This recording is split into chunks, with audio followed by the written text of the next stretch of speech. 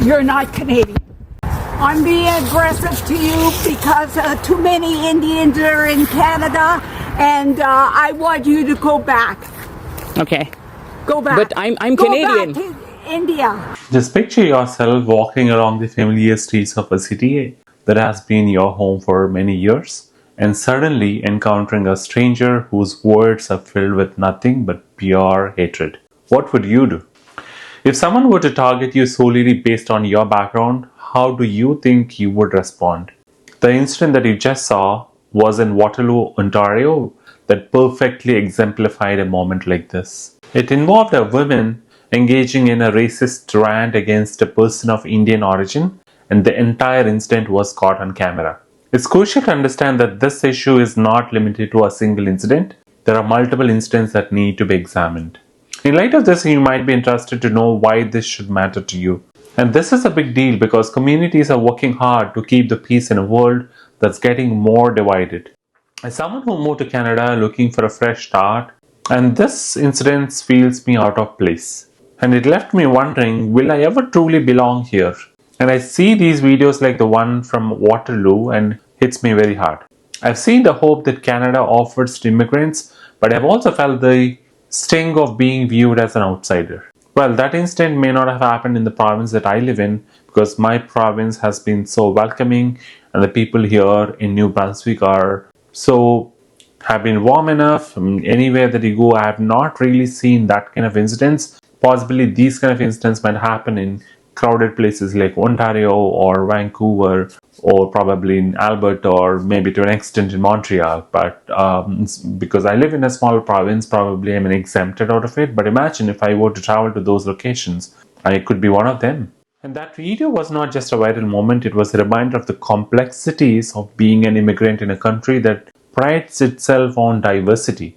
Well, I've seen a lot of comments where people put up we need diversity, but not only from one country, but the government is the one which has to put controls in place to see how many people are actually coming from a particular region or a particular country.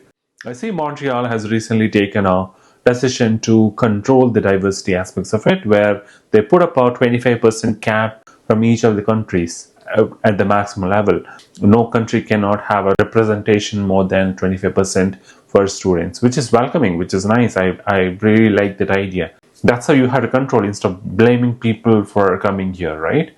And I'm sure they must have all come legally. So let's set the stage for today's discussion, where Canada has a reputation as a welcoming, multicultural nation, a place where people from all over the world come to build a better life.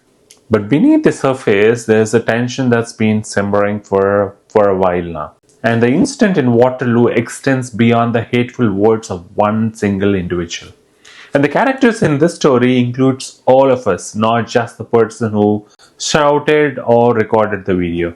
Immigrants have been trying to integrate locals who feel they are losing something, and politicians who walk a tightrope between addressing concerns and maintaining the nation's inclusive image. And this video has stirred reactions from every side of the world. Some see it as an evidence of a rising tide of racism, while others argue it's just one bad apple. But for those who have been on the receiving end of such words, it's a reminder that acceptance is sometimes conditional. And that brings us to a crucial question. Is Canada truly as inclusive as we believe? Or is there a gap between ideal and reality? Let's dive deeper into this issue and break it down into a few key points that show how complicated these incidents really are. Imagine the challenges and opportunities that come with starting afresh in a different country. And it takes courage to leave behind the people and places you know, but you're filled with eagerness to create a fresh start and build a brand new life. But then you realize that blending in isn't a walk in the park. For many, like myself, you find yourself constantly proving your worth at work, in social settings, and sometimes even in casual interactions. And now, imagine yourself in a situation where you have to deal with a public outburst similar to the one that occurred in Waterloo. And it's not just words, and it's a reminder that you're seen as different, as someone who doesn't quite belong. And if I understand that video right, And the person who is ranting is a Canadian citizen, and the one who is from the Indian origin is also a Canadian citizen because he's been saying that he's not Indian. While the origin might have been Indian, but I'm sure he must have already got citizenship and settled in Canada for a while now. Or you might have born in Canada. You never know, right? You cannot just assume by looking at people because immigrants are not new to Canada and they've been there for years now. There's too many students here. I'm not a student. Just by looking at someone who is walking the road and assuming that everybody is a student is a big mistake. And this video went viral and suddenly people were talking about racism in Canada again. And yes, while this isn't new, it's come at a time when tensions between Canada and India are also making headlines all over. And the diplomatic strain has spilled over into everyday life, making incidents like these feel even more charged. And for immigrants, it's a double-edged sword. On one hand, you want to call out such behavior, but on the other, you worry about how that might further divide people or affect the perception of your entire community.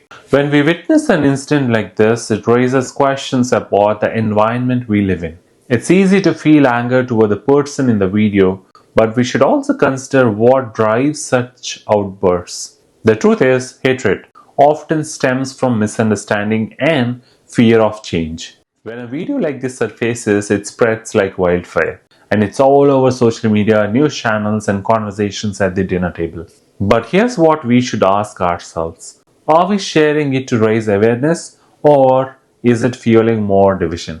It can push for change, but it can also deepen divides if it becomes more about anger than solutions. What will we do with the spotlight it has created? Now let's pause for a moment. Imagine you're the person in that video facing a barrage of hateful words. What would you do? Would you confront the person or just walk away? And if you're watching this video, how would you react if you saw something like this happening right in front of you? Would you intervene or would you just stay silent? I understand it's pretty uncomfortable to think about, but these are the questions we have to face if we want to truly understand what's happening around us. Have you ever been in a situation where you wanted to speak up but didn't know if it was your place? Or maybe you fear that speaking up might make things worse? So what can we learn from this incident? First, it's a reminder that racism and prejudice are not problems of the past. They are here, now, affecting real people every single day. But it's not all bleak. Moments like this can also be opportunities for a dialogue. It's about calling out hate when we see it, but also understanding why it's there in the first place. For immigrants, it's a reminder that standing up for your right to be here is important if you have come here legally. And for locals, it's the chance to recognize the struggles newcomers face and see beyond the stereotypes. And here's what I have learned from my own experience. Empathy goes a long way. Yes, it's exhausting to constantly explain yourself or your culture, but those conversations can be the bridge between fear and understanding. If we focus on listening, truly listening to each other, we might just find that the gap between us isn't as wide as it seems. But here's the real question for you all. Can we create Canada where these incidents become rare? Where the ideals of diversity and inclusion are not just slogans, but a lived reality for everyone? Or are we bound to keep seeing these moments caught on camera, reminding us of the work still to be done? I would like to hear your thoughts. Have you experienced or witnessed something like this? What do you think needs to change? Share your stories in the comments and let's keep this conversation going. And as we reflect on these incidents, let's not forget that every conversation, every story shared can be a step toward the Canada we all hope for, a place where everyone feels they truly belong. Thank you for watching Retails.